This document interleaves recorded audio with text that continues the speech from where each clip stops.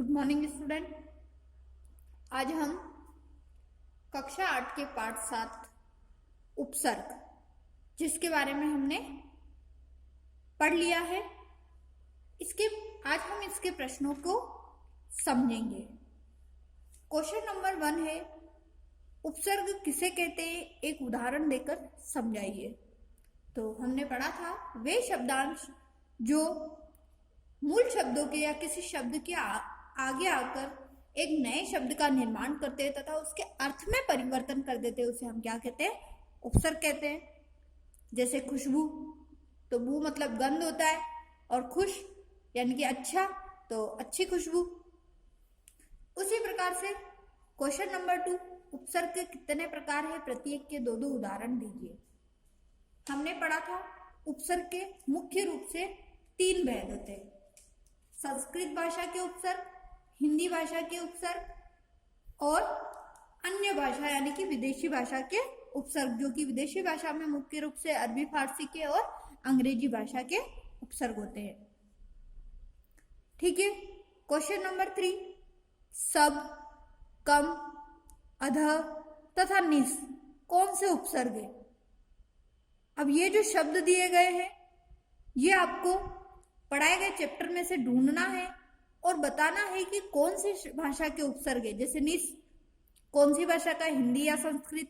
उसी प्रकार से सब अंग्रेजी भाषा का है, फिर कम हिंदी भाषा का है। तो आपको इन चारों शब्दों के बारे में पता करना है कि ये जो उपसर्ग लिए गए वो कौन सी भाषा से लिए गए हैं, तथा आपको इसके साथ ही इन शब्दों से एक एक शब्द उपसर्ग लगाते हुए एक एक शब्द का निर्माण भी करना है। जैसे सबसे सब इंस्पेक्टर बन सकता है, सब कमिश्नर बन सकता है। उसी प्रकार से कम उम्र बन सकता है, फिर निस से निर्दोष बन सकता है, तो निशक्त बन सकता है। तो इस प्रकार से आपको सब, कम, अधः और निस, इन चारों शब्दों से आपको एक एक शब्द का निर्माण भी करना है और साथ साथ में ये भी बताना है कि कौन सी भाषा के उपसर्ग है। क्वेश्चन नंबर 4, नीचे लिखे शब्दों से उपसर्ग एवं मूल शब्द अलग कीजिए। अब यहाँ पर कुछ शब्द दिए गए हैं, आपको इन शब्दों में से मूल शब्द और उपसर्ग अलग करना है।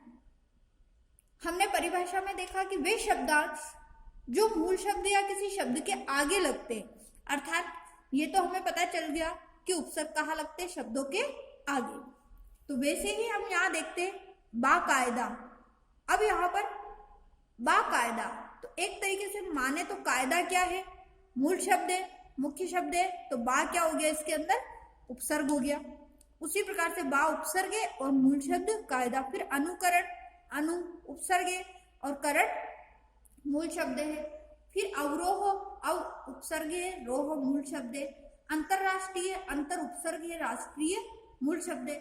तो इस प्रकार से यहाँ पर बहुत सारे शब्द दिए गए हैं जो कि मूल शब्द और उपसर्ग को अलग अलग करता है। तो आपको क्वेश्चन नंबर 4 नोटबुक में नोट करना है, जिसके 1, 2, 3, 4, 5, 6 एग्जाम्पल आपको नोट करने नोटबुक में। क्वेश्चन नंबर 5, निम्नलिखित उपसर्गों में से 2-2 शब्द बनाइए। अब ये जो उपसर्ग दिए गए हैं, इससे आपको 2-2 शब्द बनाने, जैसे बिन खाया, बिन बोया। फिर स्वशासन, स्वनाम, सम संकल्प, संयोग, अंतर, अंतर्मन, अंतरात्मा, अंतरराष्ट्रीय, कुपुत्र, कुविचार, उपसर्ग, उपसंहार, वैसे परा, पराजय, पराक्रम, फिर सरहद, सरकार। तो इस प्रकार से ये जो शब्द दिए गए हैं, क्वेश्चन नंबर 5 ये भी आपको नोटबुक में नोट करना है। इसके भी आपको 6 एग्जाम्पल नोटबुक में नोट करने हैं। तो आज का जो आपका होमवर्क है वो क्वेश्चन नंबर 1, 2, 3, 4, 5, ठीक है। यहाँ तक आपको नोटबुक में नोट करने हैं। ये आज का आपका होमवर्क है।